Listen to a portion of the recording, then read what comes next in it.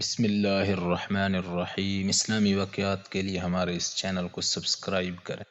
جب آپ صلی اللہ علیہ وسلم مکہ واپس تشریف لائے اور حضرت خدیجہ رضی اللہ عنہا نے اپنے مال میں ایسی امانت و برکت دیکھی جو اس سے پہلے کبھی نہ دیکھی تھی، ادھر ان کے غلام میسرہ نے آپ صلی اللہ علیہ وسلم کے شیریں اخلاق، بلند پایہ کردار، موزوں انداز فکر، راست گوئی اور امانت دارانہ طور طریق کے متعلق اپنے مشاہدات بیان کیے تو حضرت خدیجہ کو اپنا مطلوب دستیاب ہو گیا۔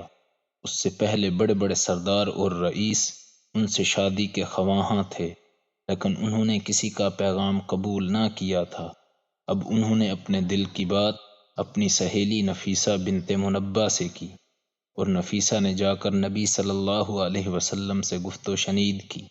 آپ صلی اللہ علیہ وسلم راضی ہو گئے اور اپنے چچاؤں سے اس معاملے میں بات کی۔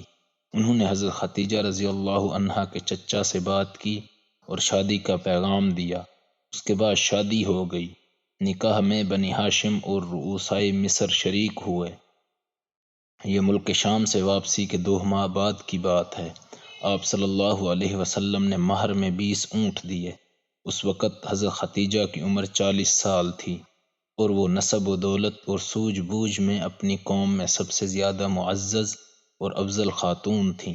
یہ پہلی خاتون تھی جن سے نبی صلی اللہ علیہ وسلم نے شادی کی، اور ان کی وفات تک کسی دوسری خاتون سے شادی نہیں کی۔ ابراہیم کے علاوہ رسول اللہ صلی اللہ علیہ وسلم کی بقیہ تمام اولاد انہی کے بطن سے تھی۔ سب سے پہلے قاسم پیدا ہوئے، انہی کے نام پر آپ کی کنیت ابو القاسم پڑی۔ پھر زینب رضی اللہ عنہا، رقیہ رضی اللہ عنہا، ام کلثوم رضی اللہ عنہا، فاطمہ رضی اللہ عنہا اور عبداللہ پیدا ہوئے۔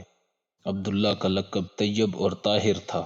آپ صلی اللہ علیہ وسلم کے سب بچے بچپن ہی میں انتقال کر گئے، البتہ بچیوں میں سے ہر ایک نے اسلام کا زمانہ پایا، مسلمان ہوئیں اور ہجرت کے شرف سے مشرف ہوئیں، لیکن حضرت فاطمہ رضی اللہ عنہا کے سوا باقی سب کا انتقال آپ صلی اللہ علیہ وسلم کی زندگی میں ہی ہو گیا۔